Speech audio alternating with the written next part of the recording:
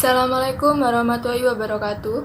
Kami dari kelompok 6 akan mempresentasikan hasil tugas kami yang berjudul fotoperiodisme dan embriogenesis. Sebelumnya, perkenalkan nama saya Selvina Ajeng Rasasti dari kelas 12 IPA 4 absen 32. Perkenalkan, nama saya Amelia Putri Anggraini dari kelas 12 MIPA 4 nomor presensi 5. Perkenalkan, nama saya Angin Risma Wardani, nomor presensi 6.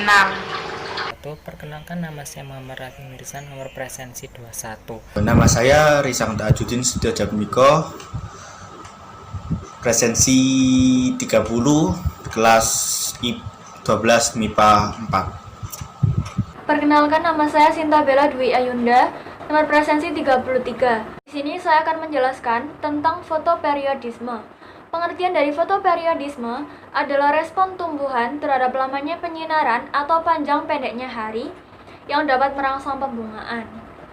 Berdasarkan panjang hari, tumbuhan dapat dibedakan menjadi 4 macam, yakni yang pertama tumbuhan hari panjang atau long day plants, yang kedua ada tumbuhan hari pendek atau short day plants, yang ketiga ada tumbuhan hari sedang atau intermediate day plants, dan yang keempat ada tumbuhan hari netral atau neutral day plants. Tumbuhan hari panjang. Tumbuhan hari panjang adalah tumbuhan yang pembungaannya dipengaruhi oleh panjang hari yang lebih panjang daripada minimum kritis dengan dipengaruhi oleh faktor lingkungan lainnya. Ciri-ciri dari tumbuhan hari panjang yang pertama yaitu panjang penyinaran lebih panjang, yang kedua periode gelap kritis lebih pendek. Pengaruh penyinaran pada tumbuhan hari panjang adalah tumbuhan akan berbunga jika lama gelap lebih pendek daripada periode kritis gelap. Berikut adalah contoh dari tumbuhan hari panjang. Ada lobak, bayam, gandum, dan yang terakhir ada kol atau kubis. Tumbuhan hari sedang. Pengertian: tumbuhan hari sedang adalah tumbuhan yang berbunga jika terkena penyinaran kira-kira 12 jam sehari. Dengan ciri-ciri: 1. Panjang penyinaran kurang lebih 12 jam. 2. Periode gelap kurang lebih 12 jam. Pengaruh penyinaran: tumbuhan akan berbunga jika lama gelap sama dengan periode penyinaran. Contoh tumbuhan hari sedang: 1. Tebu, 2. Kacang tanah, dan 3. Kacang hijau. Tumbuhan berhari pendek. Tanaman hari pendek adalah tumbuhan yang akan berbunga jika waktu terang lebih pendek daripada waktu gelap. Tumbuhan hari pendek dipengaruhi faktor-faktor lingkungan, misalnya temperatur. Hal ini dapat bervariasi, cahaya malam, hari alami, bulan, dan petir. Bukan merupakan kecerahan atau durasi yang cukup untuk mengganggu terjadinya pembungaan. Pengaruh penyinaran. Tumbuhan hari pendek berbunga ketika waktu gelap melebihi waktu kritis. Cahaya yang diberikan pada waktu gelap menghambat pembentukan bunga. Saya akan memberikan contoh tanaman hari pendek. Contoh tanaman hari pendek adalah bunga aster, tanaman stroberi, tanaman padi, dan pohon kapuk. Setelah itu, saya akan memberikan penjelasan singkat tentang tanaman hari netral. Tanaman hari netral adalah tanaman yang dimana waktu berbunganya tidak terpengaruhi oleh cahaya apapun, melainkan terpengaruh oleh umur dan usianya tanaman tersebut. Ciri-cirinya ada 2, yaitu seperti pertama yang saya bilang tadi, bunga tidak terpengaruh oleh cahaya apapun dan kapanpun itu dikasih. Yang kedua, bunga akan terpengaruh oleh usia dari tanaman tersebut.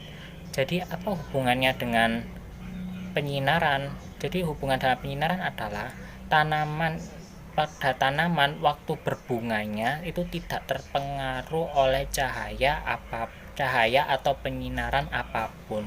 Terima kasih. Contoh tumbuhan netral adalah bunga matahari, tomat, bunga mawar, dan mentimun. Embriogenesis. Embriogenesis adalah proses pembentukan dan perkembangan embrio. Tahapan-tahapan pada embriogenesis: 1. Zigot, kedua morula, ketiga blastula, keempat gastrula.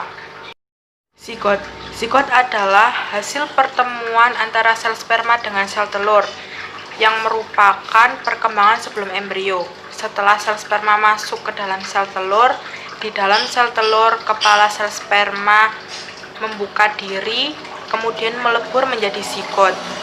Zigot membelah diri dari 2 menjadi 4, 8, 10, dan total berjumlah 64 pasang. Di sini saya akan menjelaskan tentang morula. Morula adalah suatu bentukan sel seperti bola atau bulat akibat pembelahan sel terus-menerus. Proses pembentukan morula yaitu zigot akan mengalami pembelahan mitosis berulang kali menjadi 2, 4, 8, sampai 64 sel. Sel-sel yang terbentuk itu dinamakan blastomer. Blastomer tadi berkumpul dan membentuk bola sel yang tidak berongga dan dinamakan morula. Ciri-ciri morula: 1. Bentuk selnya yang bulat dan tersusun layaknya buah anggur. 2. Mengandung banyak sel hasil mitosis yang kesemuanya berkumpul menjadi satu. Di sini saya akan menjelaskan tentang blastula. 1. Embrio yang memiliki rongga. 2. Bentuk lanjutan dari morula yang terus mengalami pembelahan. 3. Terdapat cairan sel yang disebut blastocols. Bentuk dan susunan dari blastula yaitu 1. Koeblastula atau bentuk bola. 2. Dikoblastula atau bentuk cakram. 3. Streoblastula atau bentuk bola tapi masif. Daerah bakal pembentuk alat: 1. Ekstodem epidermis. 2. Ekstodem saraf. 3. Notochord. 4. Mesodem. Gastura merupakan proses terjadinya diferensiasi, sehingga gen mulai berperan dalam menentukan jenis sel yang terbentuk. Proses terbentuknya, sel-sel blastura yang mengalami invaginasi terus tumbuh ke arah dalam sehingga blastopore akan terus terdesak ke dalam dan terbentuk rongga argenteron. Embrio telah terbentuk dan menghasilkan 3 lapisan embrionik, yaitu ektoderm, mesoderm, dan endoderm.